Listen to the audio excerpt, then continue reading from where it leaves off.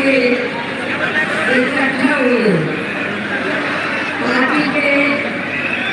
सभी छोटे बड़े पदाधिकारी एवं कार्यकर्ता हैं। आज आप लोग देश में जहाँ आपके महाराष्ट्र प्रदेश में भी लोकसभा के लिए हो रहे आम चुनाव में आपके नागपुर लोकसभा व इससे लगी अन्य लोकसभा की सीटों से भी चुनाव लड़ रहे अपनी पार्टी के उम्मीदवारों के समर्थन में मुझे सुनने के लिए यहाँ इकट्ठा हुए हैं, तो उसके लिए मैं आप सभी लोगों का हार्दिक दिल से आभार प्रकट करती हूँ। बताया गया कि कल आपके नागपुर और आसपास के इलाकों में मौसम बहुत ज्यादा खराब था। आंधी तूफान आया हुआ था, बरसात आई हुई थी। आप लोग बता रहे थे कल लोग कैसे इधर आ पाते,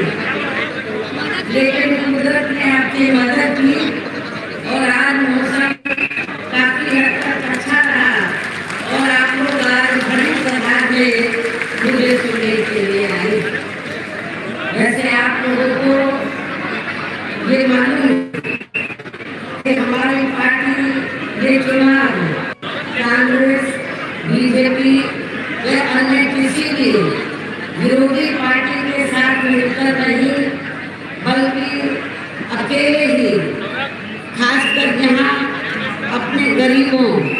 मजदूरों, दलितों, आदिवासियों, पिछड़े वर्गों, मुस्लिम व अन्य अकलियतों के बलबूते पर ही ये चुनाव लड़े हैं। और इनमें से पार्टी से जुड़े ये लोग अपनी पार्टी के उम्मीदवारों को जिताने में पूरे जी जान से लगे हुए हैं। हालांकि आज आपकी यहाँ इकट्ठा हुई अपार भीड़,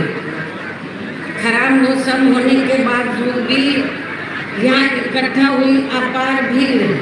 वह भीड़ के जबरदस्त जोश को भी देखकर अब मुझे ये काफी हद तक भरोसा हो गया है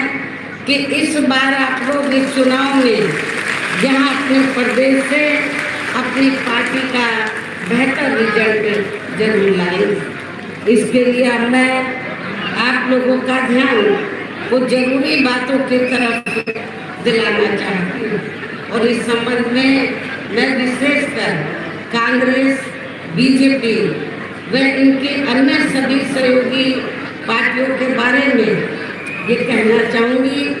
कि आज़ादी के बाद शुरू में केंद्र में देश के अधिकांश राज्यों में भी ज़्यादातर सत्ता यहाँ कांग्रेस पार्टी के ही हाथों में केंद्रित रही है, किंतु इनकी अधिकांश मामलों में रही गलत नीतियों एवं गलत कार्य प्रणाली आदि की वजह से ही फिर इस पार्टी को केंद्र में काफी राज्यों की भी सत्ता से भार होना पड़ा है और यही स्थिति इनकी सहयोगी पार्टियों की भी बनी रही है, जिसके कारण ही पिछले कुछ वर्षों से बीजेपी व इनके सहयोगी दल केंद्र इसलिए पड़ी क्योंकि कांग्रेस पार्टी की कटनी करने में काफी अंतर रहा है।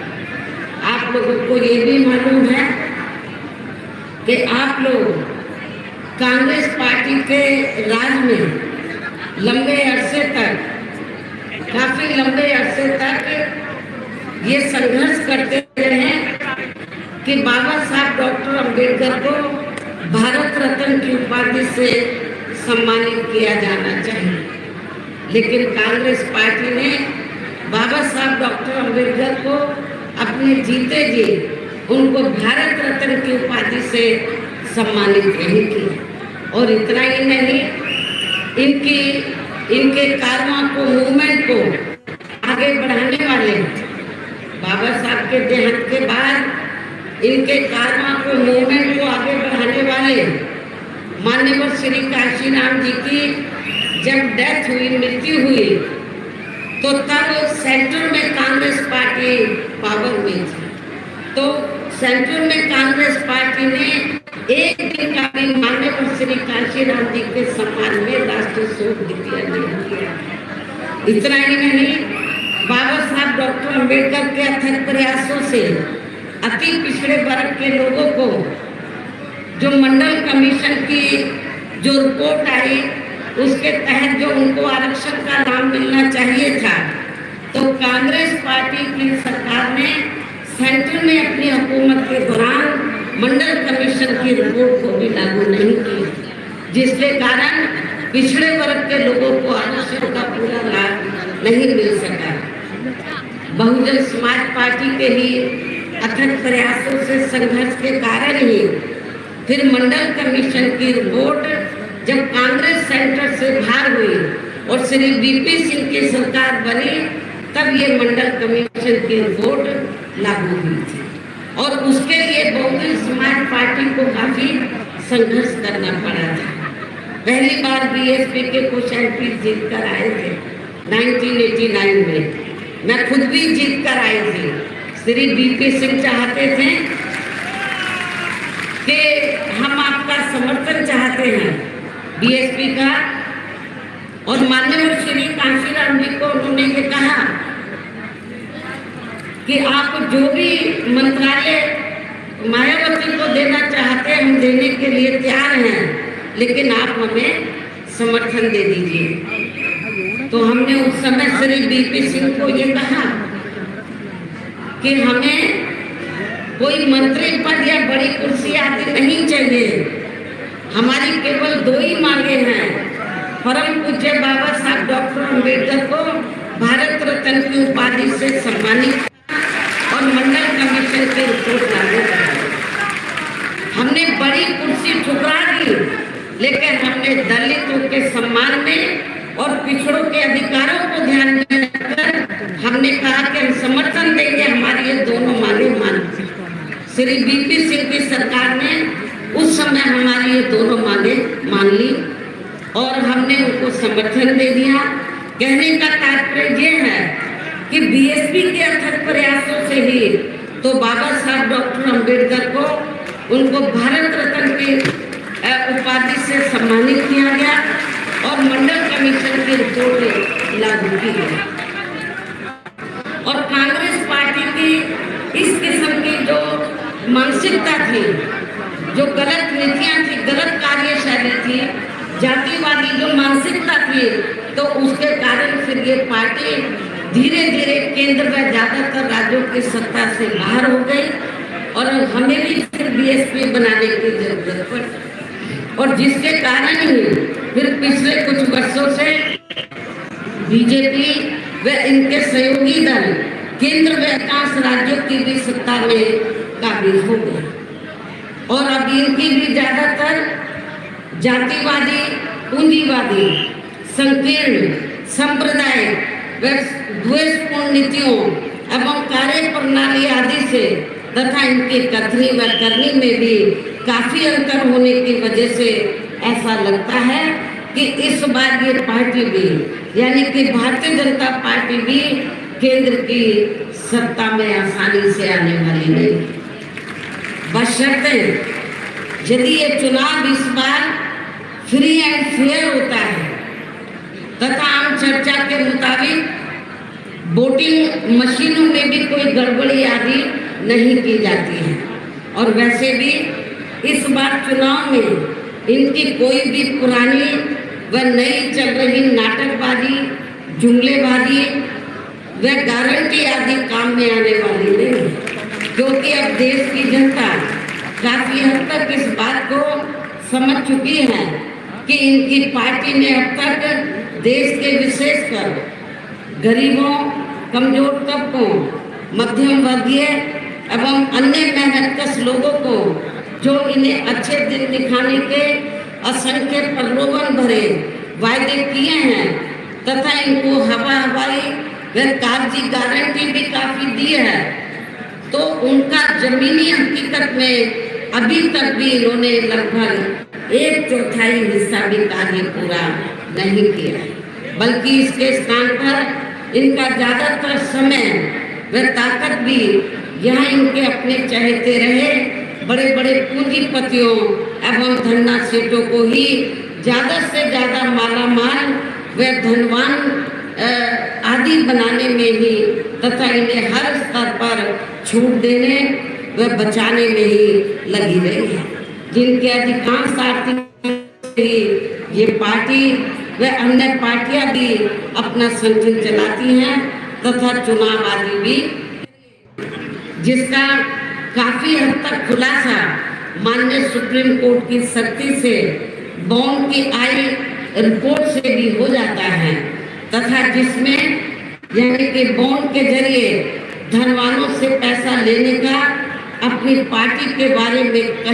कहीं पर भी कोई जिक्र नहीं। हमारी पार्टी ने एक भी पैसा बॉन्ड के जरिए किसी भी पूंजीपति और धन्ना सेठ से नहीं लिया। इसके साथ ही कांग्रेस पार्टी की तरह ही बीजेपी ने भी केंद्र की तमाम सरकारी जांच एजेंसियों का ज्यादातर राजनीतिकरण कर दिया है, जिसकी देश में यह आम चर्चा भी है। इसके अलावा देश के किसान वर्ग भी वर्तमान बीजेपी की सरकार में शुरू से ही अपनी विभिन्न समस्याओं को लेकर काफी ज्यादा दुखी व परेशान रहे हैं और अभी भी है, जबकि यूपी में 4 बार हमारी पार्टी की नई सरकार ने इनके हितों का भी हर स्तर पर विशेष ध्यान रखा है। इतना ही नहीं बल्कि केंद्र में पूर्व की कांग्रेसी सरकार की तरह ही वर्तमान भाजपा सरकार भी इनकी जातिवादी हीन संप्रदाय एवं पूंजीवादी सोच व नीतियों के चलते ही पूरे देश में सर्व समाज में से खासकर गरीबों, दलितों, आदिवासियों, पिछड़े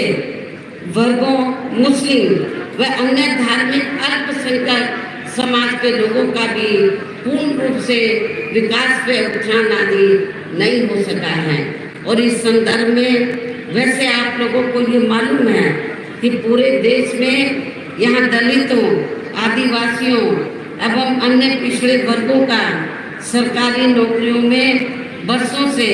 अधूरा पड़ा आरक्षण का कोटा भी अभी तक पूरा नहीं भरा गया है। विशेषकर एससी व एसटी वर्गों के सरकारी कर्मचारियों का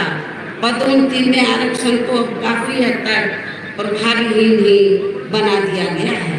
साथ ही केंद्र व राज्यों में भी विरोधी पार्टियों की रही सरकारों में इन सभी वर्गों को प्राइवेट सेक्टर में आरक्षण दिए जाने की व्यवस्था किए बिना ही इनकी सरकारों के ज्यादातर सरकारी कार्य अब प्राइवेट सेक्टर के जरिए ही इनके बड़े बड़े पूंजीपतियों व धन्ना सेठों आदि को ये दिए जाने के कारण अब इन वर्गों को पूरे देश में आरक्षण का बहुत कम ही लाभ मिल पा रहा है। इसी प्रकार इनका अन्य और मामलों में भी शोषण व उत्पीड़न आदि होना अभी तक भी बंद नहीं हुआ है। इनके साथ साथ मुस्लिम व अन्य धार्मिक अल्पसंख्यक समाज के लोगों की भी हालत अब हर स्तर पर यह काफी ज्यादा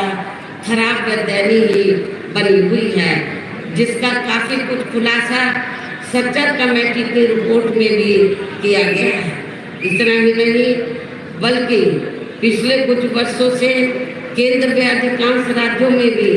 बीजेपी व आरएसएस की सरकारों के चलते अब इनका विकास एवं उत्थान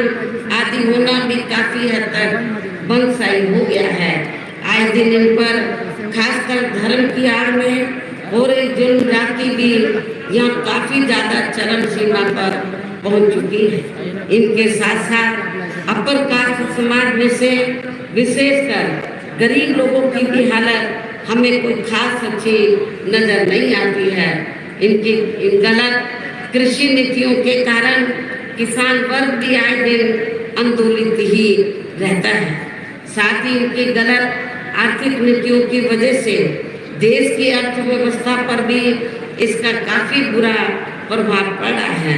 जिससे यहाँ विशेषकर छोटे एवं मध्यम वर्गीय व्यापारी वर्ग भी काफी ज्यादा दुखी व परेशान है। और अब केंद्र में पूर्व की रही सरकारों की तरह ही वर्तमान भाजपा सरकार में भी यहाँ पूरे देश में गरीबी, बेरोजगारी एवं महंगाई आदि भी लगातार काफी ज्यादा बढ़ रही है। देश में हर स्तर पर फैला भ्रष्टाचार भी अभी तक कोई खास खत्म नहीं हुआ है। इनके अलावा केंद्र की वर्तमान भाजपा सरकार में भी अपने देश की सीमाएं अभी तक भी पूरे तौर से सुरक्षित नहीं है। ऐसे में अब आप लोगों को देश में हो रहे लोकसभा चुनाव में कांग्रेस, बीजेपी व इनकी सहयोगी पार्टियों को भी केंद्र की सत्ता में आने से जरूर रोकना है, जिनकी नीतियों व कार्यशैली आदि को आप लोग काफी हद तक आजमा भी चुके हैं। और अब ये विरोधी पार्टियां किस्म किस्म के साम, दाम, दंड भेद आदि अनेकों हथकंडे इस्तेमाल करके केंद्र की सत्ता में आने की पूरी कोशिश में लगे हैं, जिनसे अपनी पार्टी के लोगों को हर स्तर पर काफी ज्यादा सावधान रहना है। और इस मामले में विरोधी पार्टियां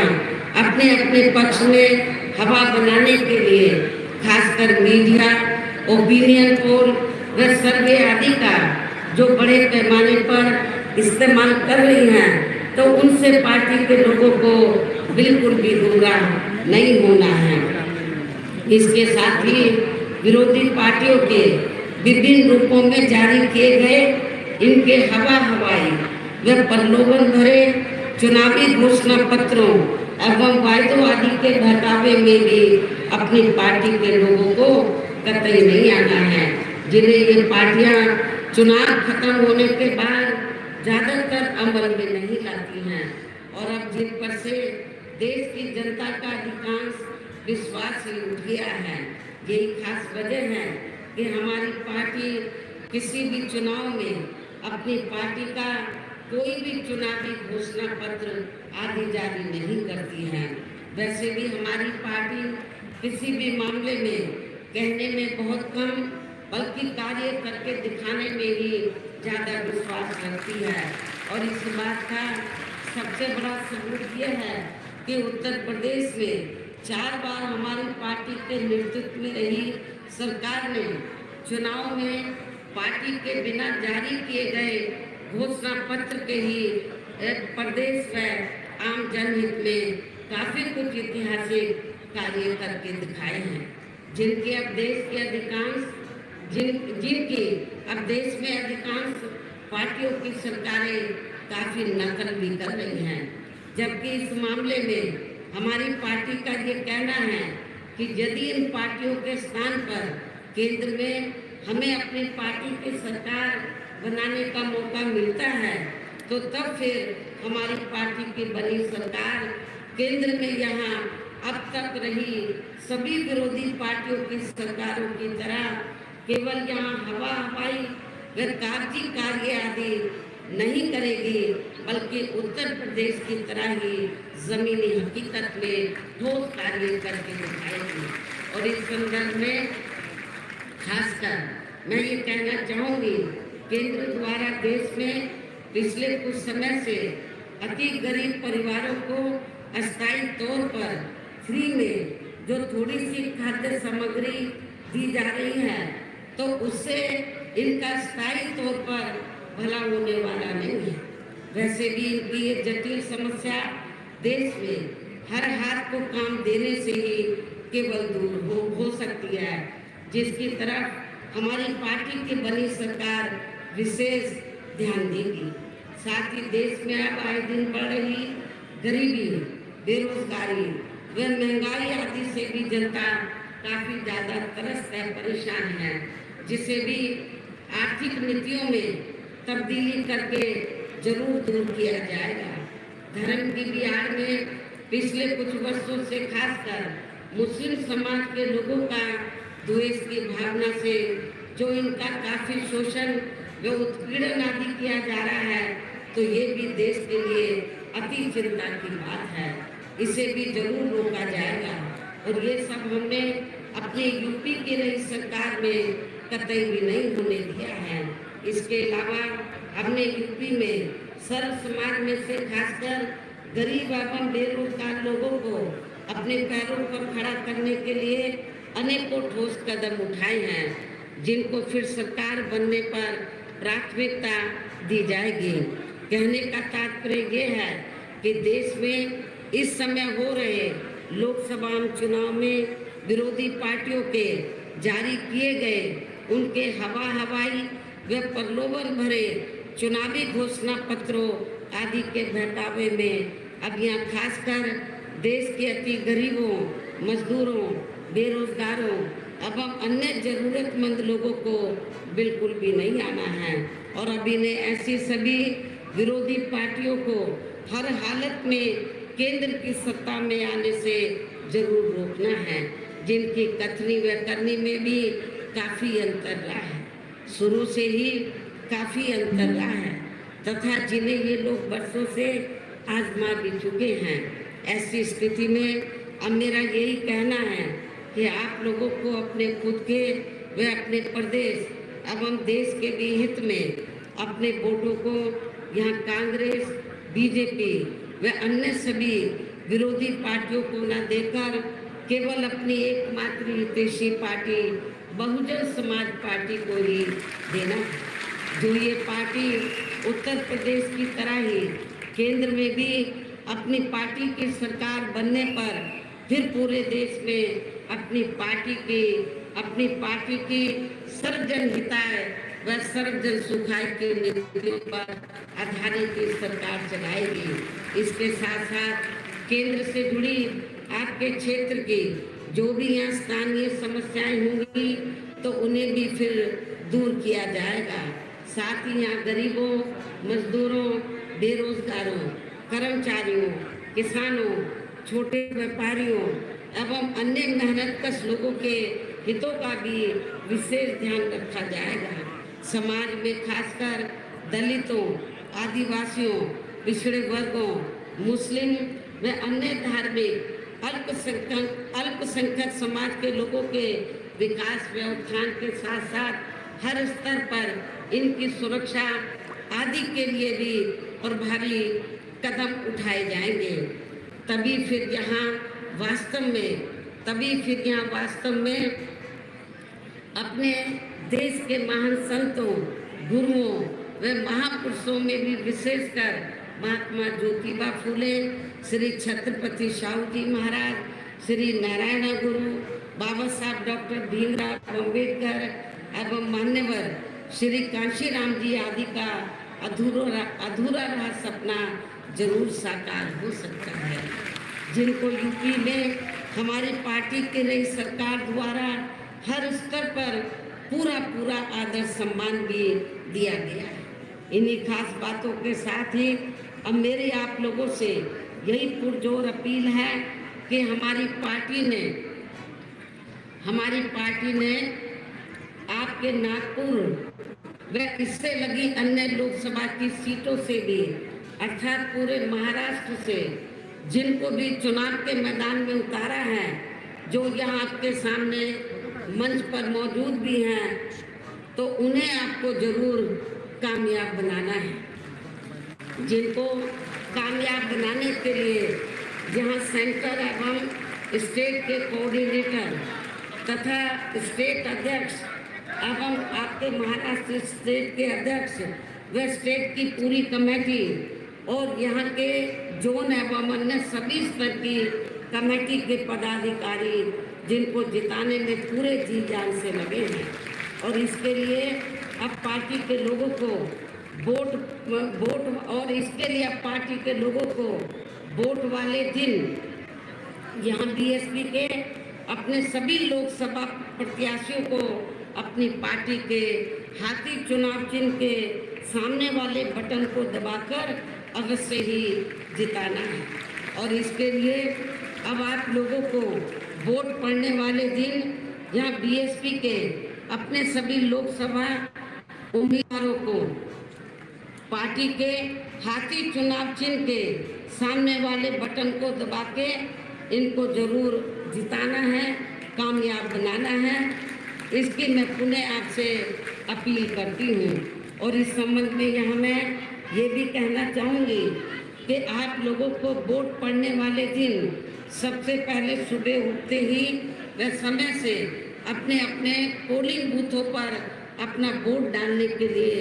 जरूर जाना है। इसके बाद ही तब फिर आपको अपना अन्य कोई कार्य करना है। और इस मामले में हमारी महिलाएं भी अपने पुरुषों से पीछे नहीं रहेंगी। जो वोट वाले दिन पुरुषों से बढ़ चढ़कर आगे बढ़ चढ़कर अपने अपने पोलिंग बूथों में अपने उम्मीदवारों को पोलिंग बूथों पर अपने उम्मीदवारों को वोट डालेंगे। इसके साथ साथ आपका ये भी पूरा प्रयास होना चाहिए कि आपके अपने अपने पोलिंग बूथों का कोई भी वोट पड़ने से ना रह जाए, अर्थात अपनी पार्टी का एक एक वोट समय से जरूर पड़ जाना चाहिए। और अब मैं अंत में पुनः जहां अपनी पार्टी के सभी उम्मीदवारों को